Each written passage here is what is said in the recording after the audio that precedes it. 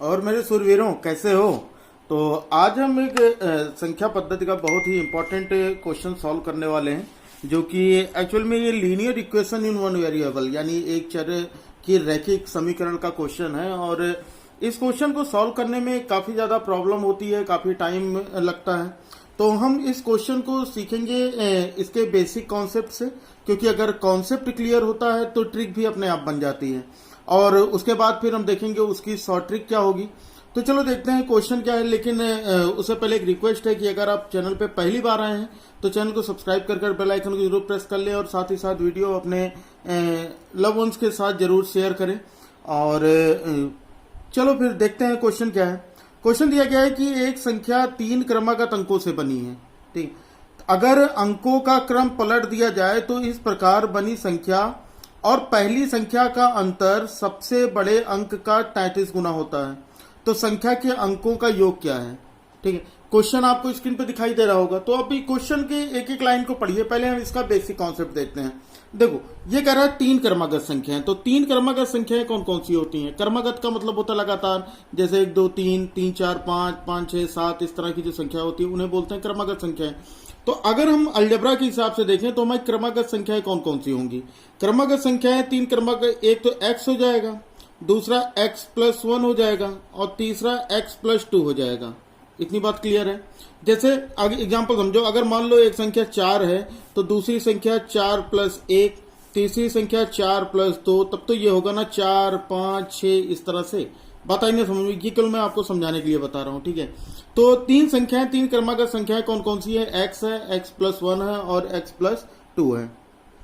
अब इससे अगर मिलकर हम अंक बनाएं, ये मान लो कि ये वाली संख्या जो है ये इकाई है, ठीक है, ये संख्या दहाई है, और ये संख्या अगर सैकड़ा हो, तब हम क्या करेंगे? तो जो हमारी संख्या बनेगी वो संख्या क्या बनेगी? तो हमारी संख्या जो बनेगी वो इकाई का जो गुणा होता है वो 1 से होता है ना। दहाई का सैकड़ा जो होता है वो 10 से होता है, और जो सैकड़े का गुणा होता है वो किससे होता है? 100 से होता है। ये चीज तो सबको पता है ना। कोई भी संख्या अगर होती है, जैसे अगर मान लो 2 अंक की संख्या है, जैसे मान लेते हैं 26, तो 26 में देखो ये इकाई है और ये दहाई है। तो इकाई यानी 1 गुणे 6 और दहाई का मतलब 2 गुणे 10, यही तो होता। और इन दोनों को अगर हम जोड़ते हैं तभी 26 आता है।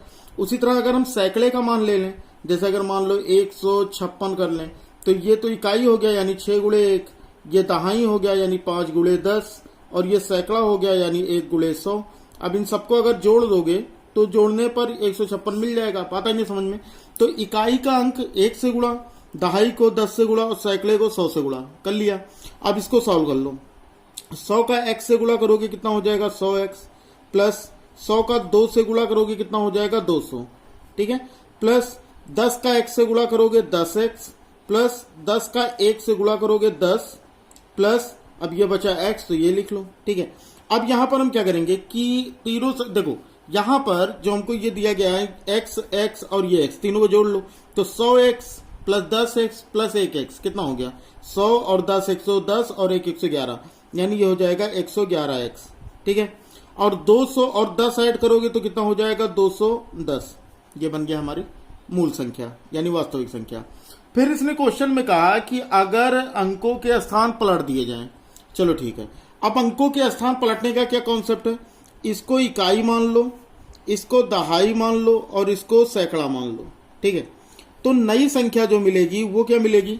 देखो, नई संख्या ये इकाई हो गया हमारा, तो यानी कहने का मतलब, और ये क्या है? सैकड़ा है, तो सैकड़ा को 100 से गुणा, दहाई को 10 से गुणा, ठीक है, और इकाई को 1 से गुणा। तो 1 से गुणा करने का कोई मतलब ही नहीं बनता। ठीक, ये चीज समझ में आई। अब यहां पर हम इसको कर लेते हैं। तो ये 100 का x से गुणा 100x हो गया, 10 का x से गुणा करोगे 10x हो जाएगा, प्लस 10 इक्के 10 हो गया। ठीक है, प्लस ये हमारा कितना बचा? x+2। अब इसमें से x वाले जोड़ लो, 1 2 यानी 100 और 10 110 और 1 111, तो इसका मतलब ये 111x हो गया। ठीक है, उसके बाद यहां पर क्या करेंगे? 10 और 2 जोड़ोगे तो ये 12 हो गया। बात समझ में आई? अब ये आगे क्वेश्चन पढ़ो, तो यहां पर हमको ये मिल गई वास्तविक संख्या, और ये मिल गई हमको नई संख्या, अंकों के स्थान पलटने के बाद वाली संख्या। अब ये कह रहा है तो इस प्रकार बनी संख्या और पहली संख्या का अंतर, ठीक है, ये जो संख्या बनी है ये और ये, इन दोनों का जो डिफरेंस है वो बड़ी संख्या का, बड़े अंक का 33 गुना है। तो इन तीनों में देखो ये और ये, इन तीनों में कौन सा बड़ा है भाई? अगर ये 4 होता तो 4, ये प्लस 1 5 होता, ये 4 प्लस तो ये 6 होता। तो कहने का मतलब ये वाली हमारी संख्या बड़ी है ना। यानी इन दोनों संख्याओं का अंतर जो है वो इसके 33 गुना के बराबर है। तो ठीक है, हम कर लेते हैं। तो यहां पर हम क्या कर लेंगे, इन दोनों का अंतर निकाल लो, कितना हो जाएगा 111x प्लस 210 माइनस, इसको माइनस करना, ठीक है, 111x माइनस 12, भाई माइनस करना तो ये भी माइनस ये भी माइनस, ठीक है। बड़ी संख्या का 33 गुना, बड़ी संख्या हमारा x प्लस 2 था, तो यानी x प्लस 2 का 33 गुना, ठीक है। ये समझ में आया? अब यहां पर इसको सॉल्व कर लो, ये प्लस में 111x, ये माइनस में 111x, तो ये कट जाएगा।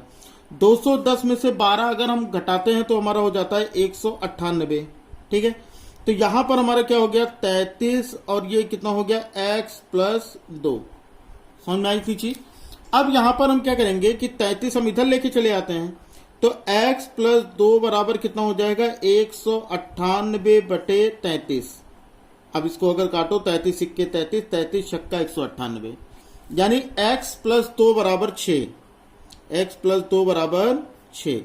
तो x बराबर कितना हो जाएगा, तो 2 को इधर ट्रांसपोज करोगे तो x बराबर कितना हो जाएगा बच्चा 6 माइनस 2, यानी आंसर जो आएगा x का जो मान आएगा वो कितना आएगा 4 आएगा। x का मान कितना आएगा 4। अब हमें सारी चीजें पता लग गई कि यहां पर हमको x का मान 4 मिल गया। तो यहां पर अगर देखोगे तो हमने एक x मान रखा था, यानी ये हमारा 4 हो गया। दूसरा हमने x प्लस 1 मान रखा, यानी 4 प्लस 1, यानी कि ये 5 हो गया। यहां पर हमने x प्लस 2 तीसरी संख्या थी हमारी, यानी 4 प्लस 2, यानी कि ये 6 हो गया, ठीक है ना। यानी हमको कौन कौन सी संख्याएं मिली, 4, 5 और ये 6, ये हमको 3 अंक मिल गए। क्वेश्चन में क्या कर रहा था कि इन संख्याओं का योग क्या है, मतलब अगर हम इसको जोड़ते हैं 4 प्लस 5 प्लस 6, अगर इसको जोड़ते हो तो ये कितना आएगा, तो 6 4 10 5 15, इसका मतलब इसका आंसर कितना होगा 15 होगा, ठीक है। देखो 4 5 6, तो ये कह रहा है इन अंकों का योग कितना होगा, तो इन अंकों को अगर हम जोड़ते हैं 4 प्लस 5 प्लस 6, तो जोड़ने पे कितना आ जाएगा हमारा 15 आ जाएगा। और क्वेश्चन यही था कि संख्या के अंकों का योग क्या होगा, ठीक है, तो 15 होगा। तो ये बेसिक कॉन्सेप्ट था, ये समझ में आ गया होगा। अब हम देख लेते हैं कि ट्रिक क्या होगी। तो ट्रिक समझने के लिए देखो एक बहुत बेसिक सा चीज समझो कि अगर कोई भी, हाँ, अगर 3 क्रमागत संख्याएं हैं तो 3 क्रमागत संख्याएं क्या हो सकती हैं, 1 2 3, है ना, या 3 4 5, या फिर 4 5 6, इस तरह की 3 क्रमागत संख्याएं होंगी। अगर इनके अंकों के स्थान पलट दें, ठीक है, इनके अंकों के स्थान पलट दें तो 1 2 3 का कितना हो जाएगा 3 2 1 हो जाएगा। इसका अंकों का स्थान पलटोगे 3 4 5 का तो 5 4 3 हो जाएगा। अगर 4 5 6 के अंकों के स्थान पलटोगे तो 6 5 4 हो जाएगा, है ना। अब ये कह रहा है कि इनका जो अंतर आएगा, ठीक है, इनका जो अंतर आएगा वो बड़ी संख्या के 33 गुना के बराबर होगा, ठीक है। यानी इनमें बड़ी संख्या कितनी है 3, तो 3 का 33 गुना कितना होता है 99। समझ में आया? 3 का 33 गुना कितना होता है 99। यहां पर बड़ी संख्या कितनी है 5, तो 5 का 33 गुना कितना हो जाएगा, 5 का 33 गुना कितना हो जाएगा, 5 या 15, 5 या 15 1 16। यहां पर बड़ी संख्या है 6, तो 6 का 33 गुना कितना हो जाएगा, 6 3 18, 6 3 18 1 19। बात आई समझ में? ये इस तरह से चेक करना है। हमसे क्वेश्चन में कहा था कि बड़ी संख्या का 33 गुना इन दोनों संख्याओं के अंतर के बराबर है, तो हम कोई भी संख्या मान लेते हैं, 3 1 2 3, फिर 2 3 4 या 3 4 5, हम ऐसे ही कर लेंगे ना। तो ये करने में टाइम भी नहीं लगेगा, एक्स वगैरह मानने की जरूरत ही नहीं है। तो यहां पर आप इनका अंतर करके देखते हैं क्या ये आता है। अंतर करके देखो, 11 में से 9 घटाओ, 11 में से 3 घटाओगे तो 11 में से 3 घटाने में कितना आएगा 8। कितना घटाओगे 8, और जबकि इसमें इकाई का अंक 9 है, तो इसका मतलब ये आंसर नहीं हो सकता। यहां पर 13 में से 5 घटाओ, 13 में से 5 घटाओगे तो कितना आएगा 8, यानी तब इसका मतलब इसके ये भी आंसर नहीं हो सकता। फिर 14 में से 6 घटाओगे 8, 14 में से 5 घटाओगे 9, और 5 में से 4 घटाओगे 1, तो इसका अंतर 198 और बड़ी संख्या का 33 गुना भी 198। तो इसका मतलब जो हमारी संख्या होगी वो कौन सी हो जाएगी, 4, 5 और 6, ये हमारी संख्या हो जाएगी। और इसने कहा इन अंक हो जाएंगे, सॉरी अंक हो जाएंगे। उसने कहा अंकों का योग कितना होगा, तो भाई सबको जोड़ दो, 4 + 5 + 6, इनको जोड़ोगे कितना हो जाएगा, 6, 4, 10, 5, 15, यानी ये 15 हमारा आंसर हो जाएगा। थोड़े से प्रैक्टिस की जरूरत है, बहुत ही तेजी से आप कर सकते हो इस ट्रिक से, ठीक है। तो ये बहुत ही अगर ट्रिक अच्छी लगी हो तो वीडियो को लाइक कर दीजिए। अगर नहीं समझ में आया तो एक बार फिर से वीडियो देखिएगा, बेसिक कॉन्सेप्ट भी समझिएगा और साथ ही साथ ट्रिक भी समझिएगा। इस तरह के और भी ट्रिक्स मैं आप लोगों के लिए लेकर आता रहूंगा, इसलिए चैनल को सब्सक्राइब कर बेल आइकन को जरूर प्रेस कर रखिए ताकि हमारे हर क्लास की नोटिफिकेशन मिले आपको सबसे पहले। और चलिए फिर वीडियो को आपने शेयर तो कर ही दिया होगा। चलिए फिर मिलते हैं अगली क्लास में कुछ नई ट्रिक्स के साथ, तब तक पढ़ते रहिए, बढ़ते रहिए। जय हिंद, वंदे मातरम।